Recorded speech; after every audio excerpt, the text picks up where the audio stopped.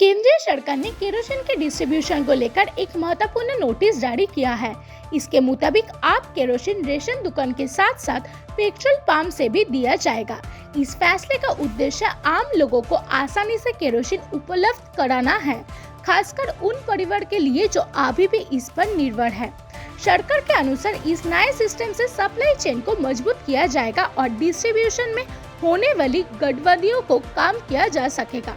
Petrol pump को भी शामिल करने से प्रक्रिया ज्यादा ट्रांसपेरेंट और एफिशिएंट होगी। साथ ही इससे ब्लैक मार्केटिंग और सब्सिडाइज्ड केरोसिन की चोरी पर भी रोक लगाने में मदद मिलेगी। अधिकारियों का मानना है कि इस कदम से गरीब और मध्यम वर्ग के लोगों को सीधा फायदा होगा। इससे केरोसिन के उपयोग और वितरण पर नजर रखना भी आसान होगा। ये फैसला सरकार के फ्यूल डिस्ट्रीब्यूशन सिस्टम को सुधारने के बड़े प्रयास का हिस्सा माना जा रहा है।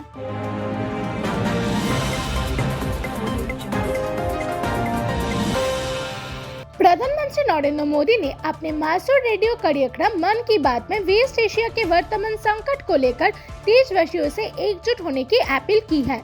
प्रधानमंत्री ने कहा कि वेस्ट एशिया में चल रही तनावपूर्ण स्थिति का असर पूरी दुनिया पर पड़ सकता है, खासकर फ्यूल सप्लाई पर। उन्होंने इस स्थिति को चैलेंजिंग बताते हुए लोगों से शांति और धैर्य बनाए रखने की बात कही।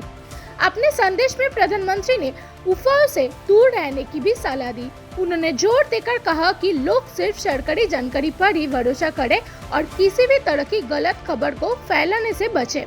साथ ही उन्होंने राजनीतिक मुद्दा बनाने से भी बचने की अपील की और कहा कि ये समय देश की एकता और सुरक्षा पर ध्यान देने का है। प्रधानमंत्री ने विश्वास जताया कि भारत इस चुनौती का सामना मिलकर सफलता से करेगा।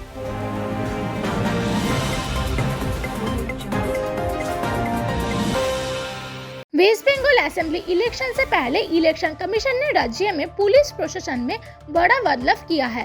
इस रिशफल के तहत कई ऑफिसर्स इंचार्ज और इंस्पेक्टर्स इंचार्ज को ट्रांसफर किया गया है। कोलकाता के भवानीपुर और पूर्व मेदिनीपुर के नंदीग्राम जैसे महत्वपूर्ण इलाके भी शामिल हैं। निर्देश के मुताबिक कोलकाता में लगभग 31 पुलिस अधिकारियों का ट्रांसफर हुआ है, जबकि राज्य भर में 140 से अधिक ऑफिसर्स को बदला गया है। भवानीपुर जो एक पॉलिटिकली सेंसिटिव सीट है, वह नए आईसी की नियुक्ति की गई है।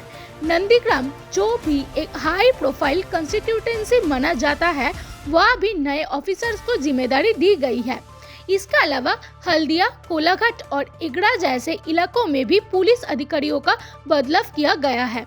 सिर्फ पुलिस ही नहीं बल्कि पूर्व मेदिनीपुर के कई ब्लॉक डेवलपमेंट ऑफिसर यानी बीडीओ को भी ट्रांसफर किया गया है, ताकि चुनाव प्रक्रिया में न्यूट्रलिटी बनी रहे।